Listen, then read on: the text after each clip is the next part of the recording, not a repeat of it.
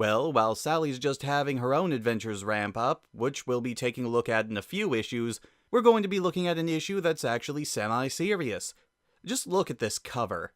Apart from the one humorous line near the bottom, this is actually a pretty menacing cover, certainly a far cry from the humor and cartoonish nature of the past issues, even though it still features an anthropomorphic blue hedgehog prominently on the cover.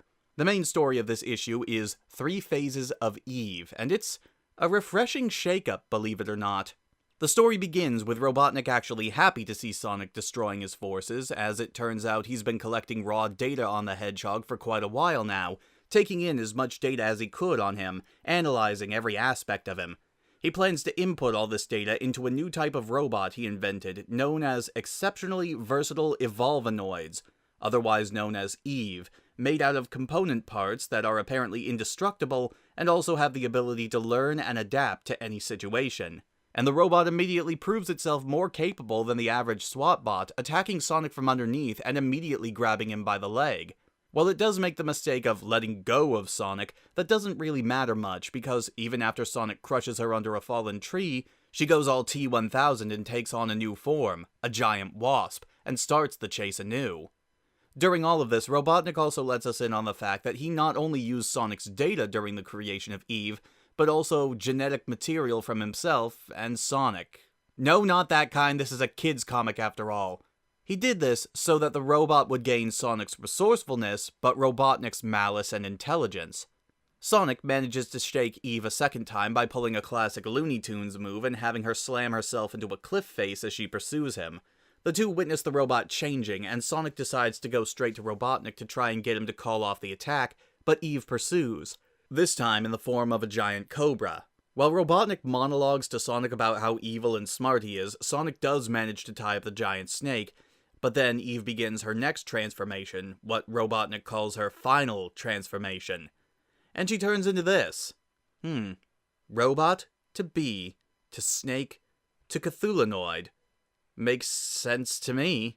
Much to their shock, Eve begins speaking as well, stating that she was made to surpass her limitations. And my single greatest limitation is you, Dr. Robotnik. What a twist! Eve begins to toss Robotnik around, easily waving aside all of his attempts to stop her, as she states that while Robotnik might have created her, what she was really given when Sonic's genes were introduced to her was the ability to think for herself, to have free will. One would think that the ability to adapt and change to any situation would already imply some degree of analysis and free thinking, but hey, I'll buy it. And then she vaporizes Robotnik. Yeah, just like that. Even Sonic and Tails can't believe it. As a kid, I remember not knowing what to think at this point. Up till now, any sort of heavy injuries inflicted on most characters were played for laughs, and to have the main villain killed off like that sort of blew my mind. Admittedly, there was some nice build-up to it as Eve monologues and Robotnik tries his best to stop her, but still it was a bit of a shock to young naive me. And I say naive because this was one of the first comics that I read regularly growing up, and I had yet to discover that death in comics is, at most, a minor inconvenience. With Robotnik gone, Eve turns on Sonic to carry out her programming and destroy him. However, Sonic proves once again that he's also a fast thinker by pointing out to her that Robotnik's gone and she has the ability to adapt, learn, and change, which means going beyond her programming. She's quick to adopt this new philosophy and leaves, quite happy to be her. She flies off into space where I'm sure she'll never bother anyone again. Back on Earth, Tails asks the logical question, with their main adversary dead, what exactly are they supposed to do now? Before it can be answered though, Snively snarls at them to just get out of the lair, and is seen to be having a bit of a crisis, as he's so used to being told what to do, he just doesn't know what to do with himself now that Robotnik's gone. But as Sonic and Tails start heading back to Knothole to spread the news, Sonic mentions that they might not have seen the last of Dr. R, and we see Robotnik's visage looming over them in the distance, and I will proceed to ruin this perfectly ominous visage by doing this. This is CNN. Wait, Mushu! CNN. One of my tongues! Mushu! And that's it. Once again, no backup story here, but it's not like we need one. This is a very well written story, and while the resolution does feel a bit too neat, I do like the way it progresses, and it shows that the stakes of the comic are being raised, and they're starting to push their limits, as shown by the fact that they quote-unquote killed off the main villain. Though it should be noted that Eve merely said he had been removed, not destroyed or anything like that. Eve herself, unfortunately, doesn't gain much character, and only really shows something resembling a basic personality during the end of the story, which does take away the impact of the whole I am free part of the story it's supposed to have. Come to think of it, this sort of story is a recurring one in different Sonic media in one form or another. You have Emerald in Sonic Battle, Gamma's story in Sonic Adventure, and for the 5 or so of you who have actually watched it, there was an episode of Sonic Underground that had beat for beat the same story, just with some difference in character and setting. And a song.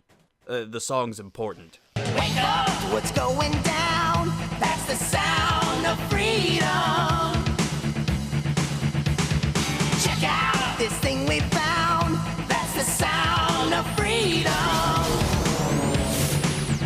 We have battled with our backs to.